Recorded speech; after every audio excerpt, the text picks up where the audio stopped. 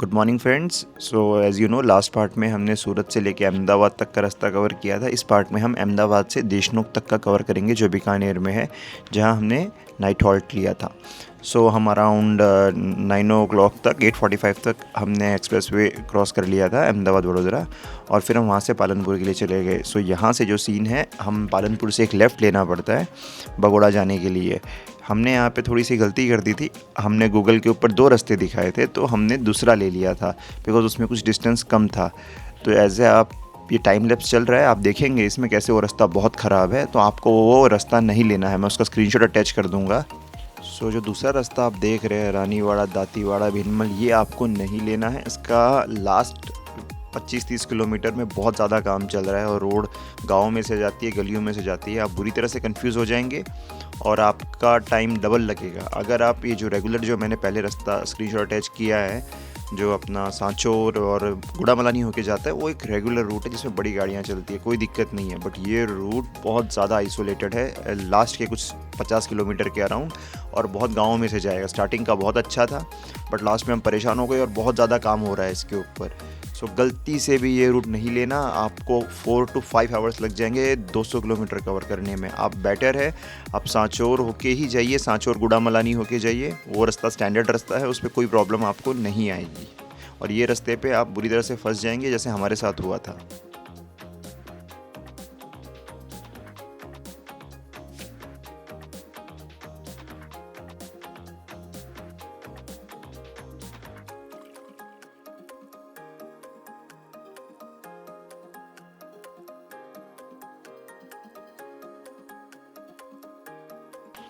जैसे आप देख सकते हैं, रानीवाड़ा के बाद ये रास्ते का काम चालू है और ये रास्ता बहुत ही आइसोलेटेड हो जाता है, गाँव में से जा रहा है, और पूरा रास्ता सिंगल और बहुत बड़ा सेक्शन में वहाँ पे अभी रिकारपेटिंग का काम चल रहा है, क्योंकि ये रोड डेवलप नहीं हुई थी पहले।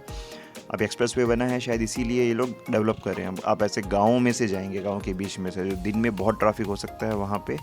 एंड रास्ता सिंगल है और सामने से गाड़ियाँ भी आती हैं, लोकल्स की फास्ट आती हैं, तो इससे बेटर है कि आप दीसा, सांचौर, गुड़ामलानी वाला रास्ता लें। एक रास्ता और है जो सांचौर से आपका नरसाना झाब होके जाता है, वो भी बहुत अच्छा रास्ता है, बट एज़ यूजुअल वो गांव में से जा रहा है और सिंगल है, बट प्रॉपरली बना हुआ है, कोई इशू नहीं है। गूगल आपको वो भी दिखाएगा, आप वो भी ले सकते हैं। बट जब आप पालनपुर से बगोड़ा लगाएंगे, तब आपको 2 रास्ते दिखाएगा। आपको ये दातीवाड़ा वाला नहीं लेना है, आपको सांचौर गुड़ामलानी वाला ही लेना है। वो स्टैंडर्ड रास्ता है, उसमें आपको इशू नहीं। सो एक छोटी सी होटल थी बगोड़ा गांव से पहले। यहाँ से जो एक्सप्रेसवे है वो अराउंड 5 किलोमीटर था, और हमें मालूम था कि आगे कुछ भी शायद नहीं मिलेगा, तो हमने यहाँ पे अराउंड 4 o'clock हमने स्टॉप लिया, चाय पी, बिस्किट खाए, बिकॉज अगले 3-4 घंटे तक फिर आगे शायद एक्सप्रेसवे पे कुछ भी नहीं है, और इसीलिए फिर हमने यहाँ पे चाय वाय पी, and then we move towards Bagoda. ये जो भी हमने टर्न लिया, ये गुड़ामलानी वाला रास्ता है, पालनपुर, सांचौर, गुड़ामलानी। तो ये वो 4 लेन हाईवे, आप बीच बीच में 2 लेन है, बट ज़्यादातर ये रास्ता बहुत अच्छा है, आपको यही लेना है। और यहाँ बगोड़ा के बाहर जाते ही एक्सप्रेसवे चालू हो जाता है, कोई प्रॉपर एंट्री नहीं है, अभी काम चालू है, इसलिए आपको ऐसे ही डिवाइडर से चढ़ाना पड़ेगा। बट कीप इन माइंड, सामने से गाड़ियाँ आती है, क्योंकि ये प्रॉपरली तैयार नहीं हुआ है। आपको वीडियो में दिखेगा बहुत सारी गाड़ियाँ फर्स्ट लेन में आ रही है, क्योंकि अभी तक प्रॉपर टोल 20 किलोमीटर आगे जाके बना है। तो वहाँ से वहाँ टोल कटाने के बाद फिर आगे कोई इशू नहीं है, कोई गाड़ी रॉन्ग साइड से नहीं आएगी। आप वीडियो में देखेंगे ट्रैक्टर्स आ रहे हैं, कार्स आ रही है। तो जब भी आप इस एक्सप्रेसवे पे कहीं से इनफॉर्मल एंट्री लेते हैं, तो ध्यान रखिए कि दोनों रास्ते खुले होंगे, इवन मार्किंग नहीं हुई है वहाँ पे। तो मेक श्योर दैट कि आप बहुत ही कॉशियसली चलाएं जब तक कि प्रॉपर टोल नहीं आ जाता। नेक्स्ट ईयर तक ये सांचौर से कनेक्ट हो जाएगा, तब फिर कोई इशू नहीं आएगा। सो बगोड़ा से इनफॉर्मली एक्सप्रेसवे पे आने के बाद 15 किलोमीटर बाद शायद ये पहला टोल आता है, जहाँ पे आपका फास्टैग स्कैन हो जाएगा। अब एक्सप्रेसवे चालू है, अब शायद कहीं पे भी पूरे हाईवे पे रॉन्ग साइड कोई नहीं आता। सो हम लोगों ने यहाँ पे एंट्री पॉइंट पे ड्रोन शॉट्स लिए हैं। मैंने इसका अलग से वीडियो भी बनाया है, जिसमें आप देख सकते हो कि अमृतसर जामनगर एक्सप्रेसवे का अभी बगोड़ा में एंट्री है। नेक्स्ट ईयर तक ये सांचौर के पास इसका एक्सचेंज बन जाएगा, तो आपको बगोड़ा भी नहीं जाना पड़ेगा, और पालनपुर से विथिन 1.5 आवर आप एक्सप्रेसवे पे आ सकते हो। सो हमने यहाँ पे हमारे ड्रोन कोड आया है, इसकी एंट्री पॉइंट और पूरा इस ड्रोन शॉट्स में हमने कवर किया। जस्ट मस्ती कर रहे थे क्योंकि टाइम से आ गए थे, हमें पता है इट वाज अराउंड 5 और 3 घंटे की जर्नी और है। 3 घंटे में हमने 350 किलोमीटर अराउंड कवर कर लिया था, अराउंड 320 to 350, और हम 8 बजे तक देशनोक पहुंच गए थे। सो आप देख सकते हैं हमने ड्रोन शॉट्स बनाए हैं। Please enjoy the drone shots. और अगर स्पेशली यही पार्ट देखना है तो एक अलग वीडियो भी बनाया है मैंने, एंट्री एट जामनगर एक्सप्रेसवे करके, वो भी आप देख सकते हैं।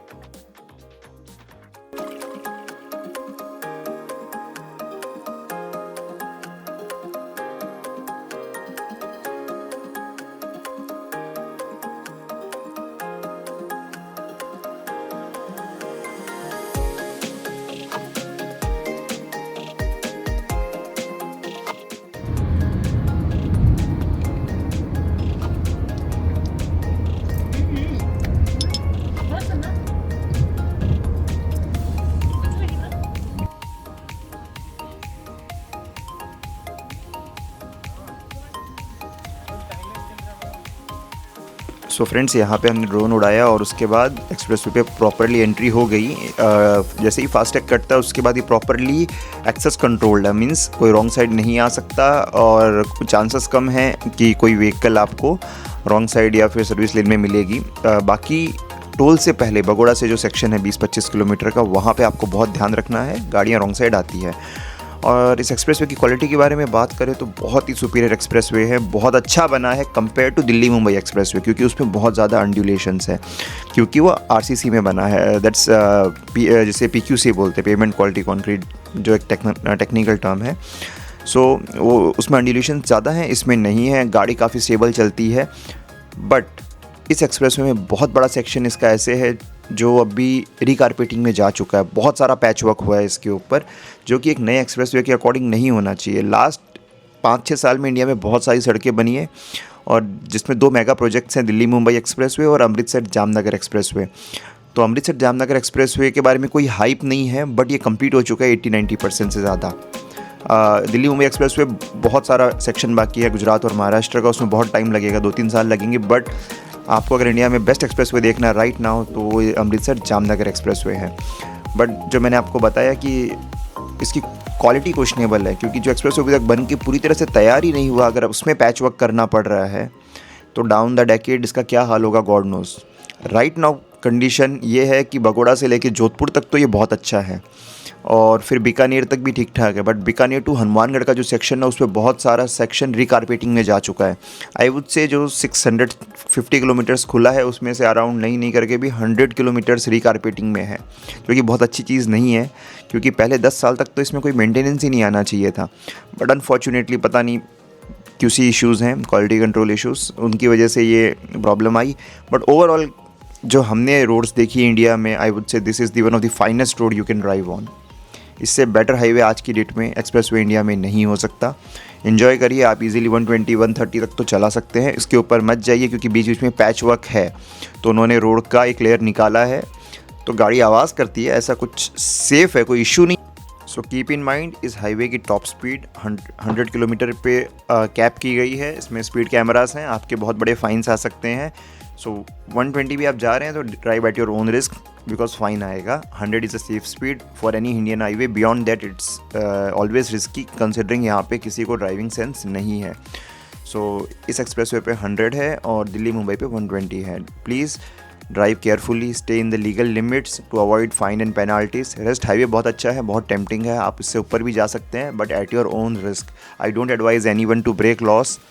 नियम कायदे कानून को फॉलो करिए और लॉस मत ब्रेक करिए, ये बहुत डेंजरस हो सकता है, फाइनेंशियली भी डेंजरस हो सकता है और इसके इम्प्लीकेशंस और भी हो सकते हैं। सो हमें रात हो गई गाड़ी चलाते चलाते, अराउंड 9 बज चुके थे जब हम देशनोक पहुँचे। सो ये नाइट ड्राइव का सीन है, यहाँ पे प्रॉपर मार्किंग्स हैं, प्रॉपर बैरिकेड्स हैं, तो डरने की कोई ज़रूरत नहीं है। हाँ, बस ये ध्यान रखना है कि फ्यूल और खाना लेके चलना है, क्योंकि एज़ यू कैन सी कोई अभी होटल्स और जो स्टॉप्स हैं वो चालू नहीं हुए हैं। तो हम जब देशनोक पहुँचे तो हमें 9 बज गए थे। वहाँ बहुत फेमस करणी माता का मंदिर है, फिर हमने रात को दर्शन किया और वहीं पे एक हाईवे पे बाजू में होटल देखकर नाइट स्टे किया। नेक्स्ट डे फिर हमने दर्शन किए, उसका व्लॉग नेक्स्ट एपिसोड में आएगा, यू कैन सी।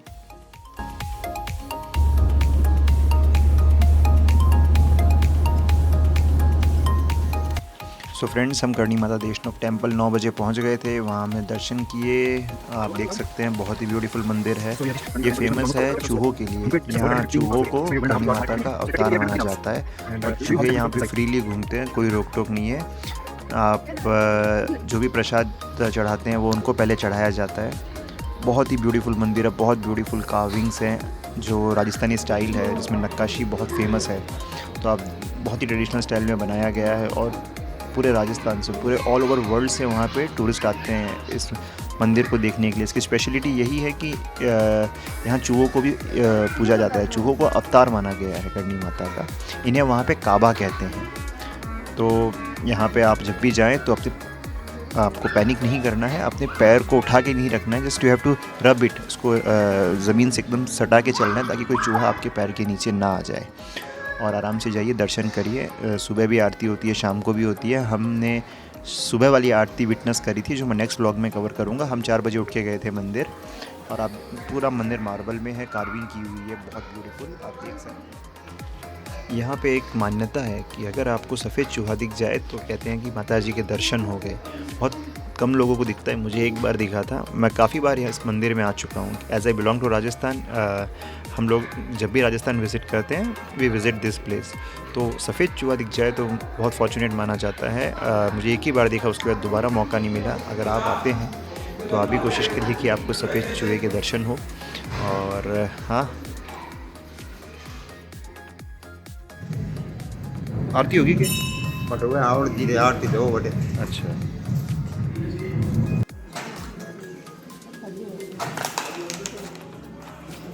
हमने माता जी के दर्शन कर लिए और अब बस थोड़ा खाना खाने की सोच रहे हैं। बाकी अब देखो, यहाँ पर रुकते हैं या फिर थोड़ा दूर के लिए निकलते हैं किधर जाने के लिए।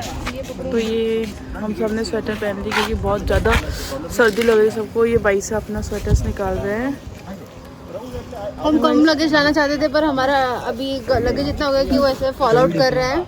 मेरा ये सही डिसीजन था। ये हुडी में को राजस्थान की इधर बना, इधर कुछ नहीं है, चलने दो।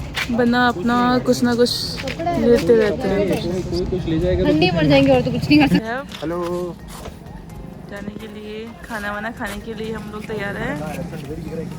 ये भाई साहब पता नहीं क्या क्या निकाल रहे हैं।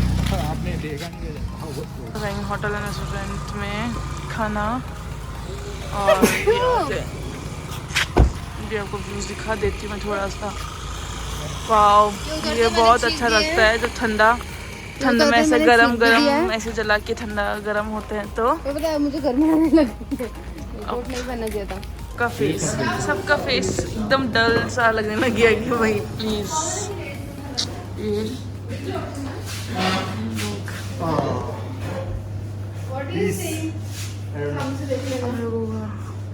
Kitchen, if you have any charger नहीं लाइक ना, आइसक्रीम्स।